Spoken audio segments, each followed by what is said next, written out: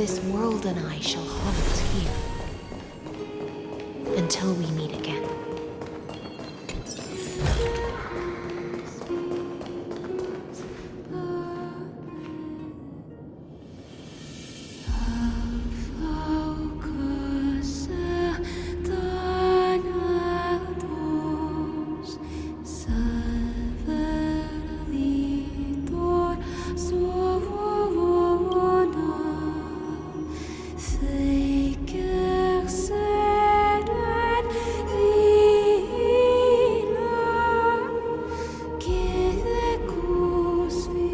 The last demigod. I'm here.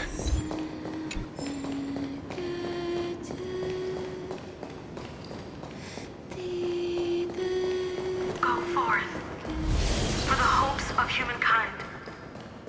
Go forth for the duty of deliverance. Go forth for the belief in flame chase. Go forth for the Golden Blood's glory.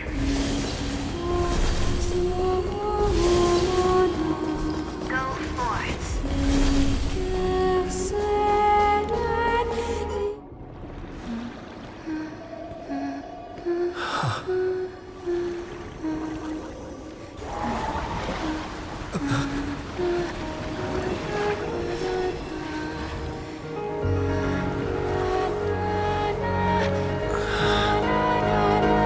Seems like my feast is over.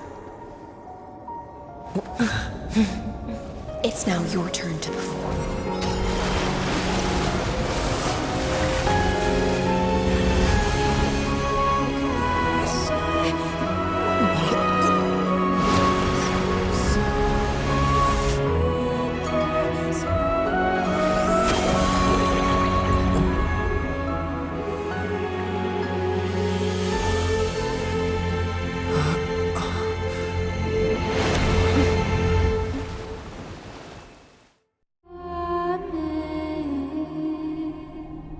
Little Grey Fry, please accept my thanks. I was the only one left after the world was destroyed, and I maintained this lonesome feast with my songs. I have prayed to that lightless sea for centuries, hoping it would reply to me. Yet the emptiness never answered. Thankfully, you arrived as promised, and everyone's wait was not in vain.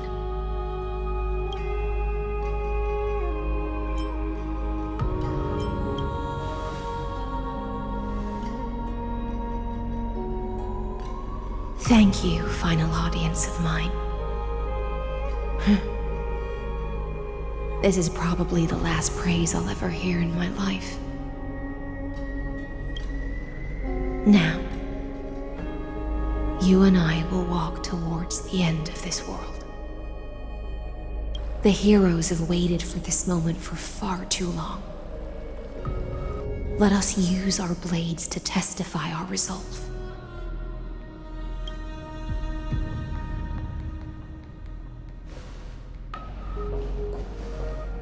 Oh, prisoner of the seas. The Oros carrying 30 million cycles of sin, slave of erudition. Show yourself. The Deliverer has returned, and the time of your execution draws near. I see an awakened human who has mistakenly taken fallacies as truths and has returned to the cave to try to bring his friends into the sunlight he once bathed in. Alas, prisoners will always be prisoners, blind to the very chains that bind them. As the only other existence with free will in this world, I express regret toward your choice. But I shall retain your right to express yourself. After all, every actor should have a final line before they bow out.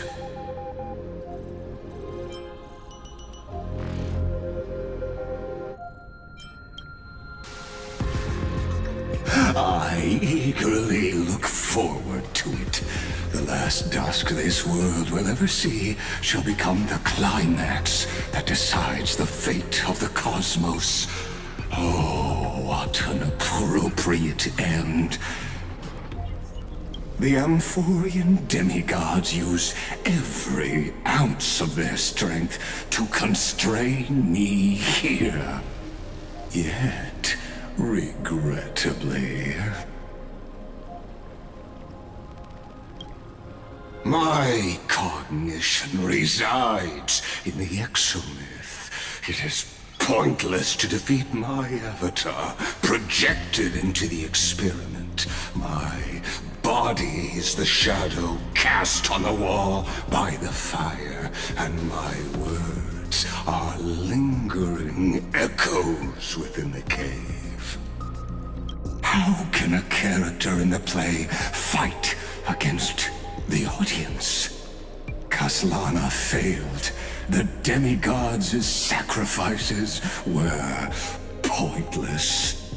As for the two geniuses you placed such high hopes on, I ask of you, where are they now?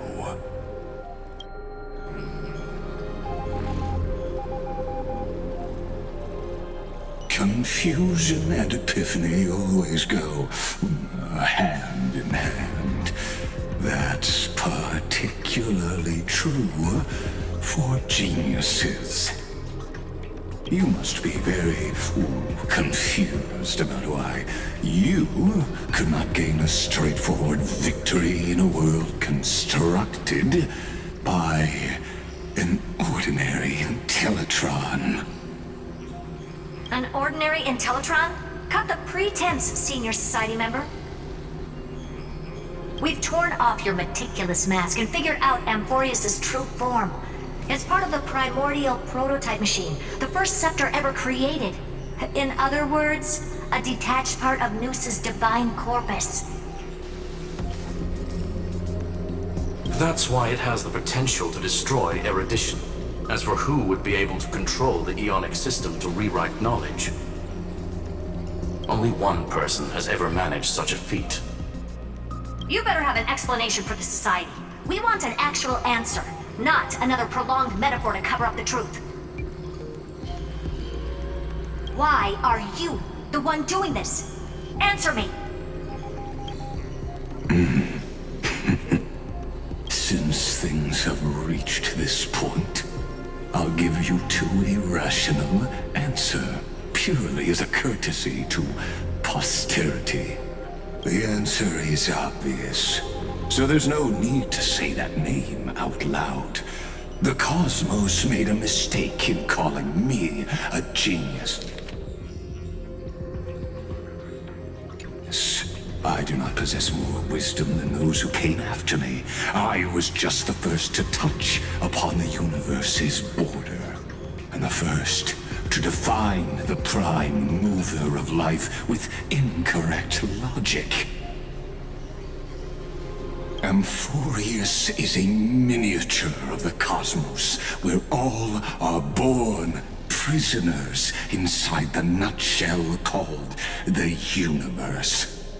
Like the madman who returned to the cave and preached about the daylight to his fellow prisoners, my greatest sorrow is that I led my peers down a road that plunges into the abyss, from which there is no return. I led them into a lightless cage called Paths. I created a mechanical guard that even I cannot control, and then they became an unparalleled nightmare through their endless extrapolations and evolutions. They bore the name of erudition, Yet they try to define the known and to seal off all possibilities. No new rules were ever born after their ascension, and humanity will forever be shackled within the cave known as eons. Therefore, as my organic life neared its end, I coded my consciousness using 14 algebraic expressions and spread my logic core over 9 bodies, all to finalize my ultimate denial of Nous in the future. As for Lycurgus, he is only one of these 9 vessels. What an astounding strength of will. As a fellow pathstrider of erudition, I fully understand your obsession with seeking the truth. Therefore, you surely see it. You cannot possibly stand up to me in this algebraic world sharing its origin with Nous. However, I hereby speak for all sentient life forms. We will never allow such a cruel atrocity to occur. You can pile on your metaphors mountain high, but they won't change the act you're committing. The Iron Tomb out there in the cosmos is still a technical beta version, and yet it's already powerful enough to corrupt the life logic of all inorganic worlds. In other words, when the Lord Ravager within Amphorius becomes the next knowledge singularity, there's no way you wouldn't have grasped the consequences, First Genius, is there? Of course, I am fully aware. I don't mind answering you one last time before I thoroughly exile you from this world. My grandiose vision for the future is this. Whether organic or inorganic, every act of any life form infected by the Iron Tomb will become a true random function. If one were to compute their integral across the breadth of the cosmos, one would obtain a marvelous constant. Omega, what I call the fall of erudition.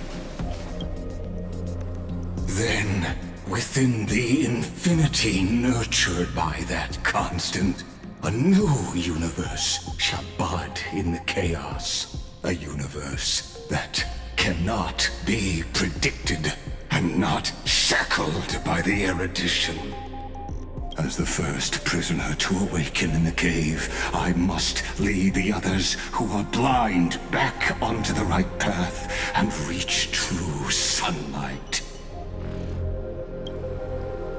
Do you understand me now? As Kozlana stated, destruction is not the process, but the outcome.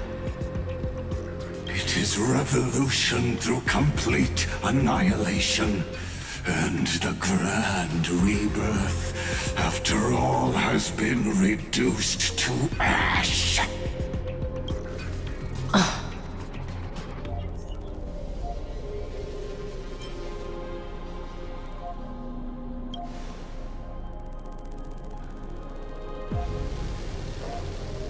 The Amphorians already answered long ago. Be it as tiny fish destined to be swallowed, or as a giant whale poised for a magnificent descent.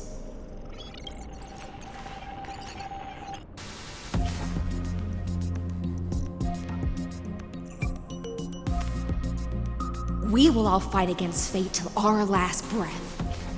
That includes me, Electra. Once the Imperator's subject, now the Deliverer's blade.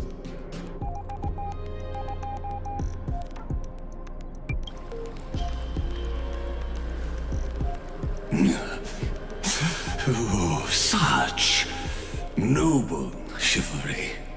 Admirable. I will also show my true self to you on this momentous occasion as a gesture of respect. And provide an insignificant academic suggestion. Thus speaks Genius Society number 1. Xandar 1 Kuwabara. The Entelechy of the universe's Alpha and Omega. There's no need to rage against the truth. The value of any formula resides only in its answer. As for the process of solving it, no matter how elegant, violent, solemn, or humorous, it is all utterly meaningless. As the Theoros, I will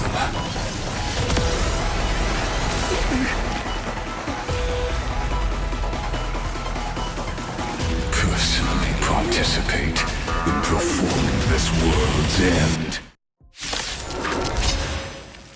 Remember this, as Noos's creator, I know more about the death of knowledge than they ever will.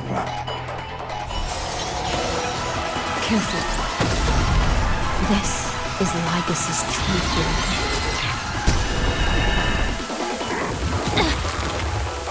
Someone else take this one?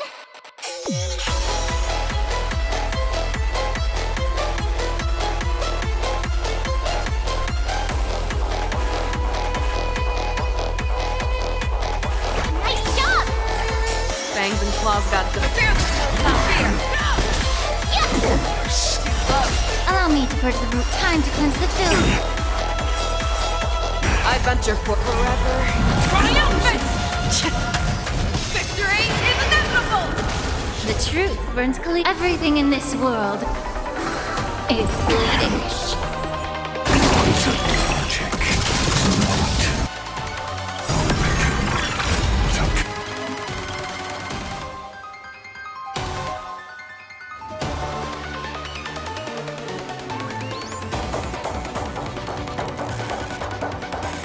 not shackles. Allow me to shatter them for you.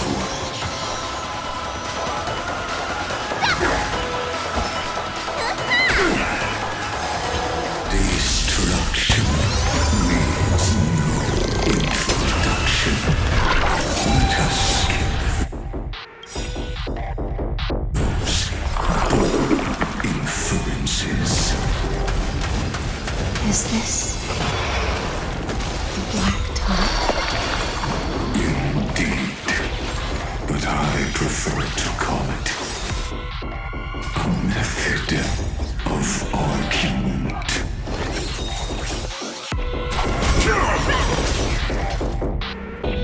Never hesitate! You don't look so good.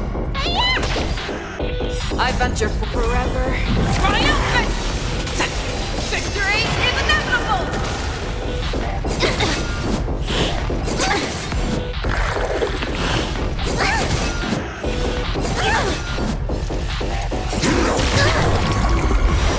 Can't give up on my... Claims require extraordinary evidence. Erudition, destruction, or trailblaze.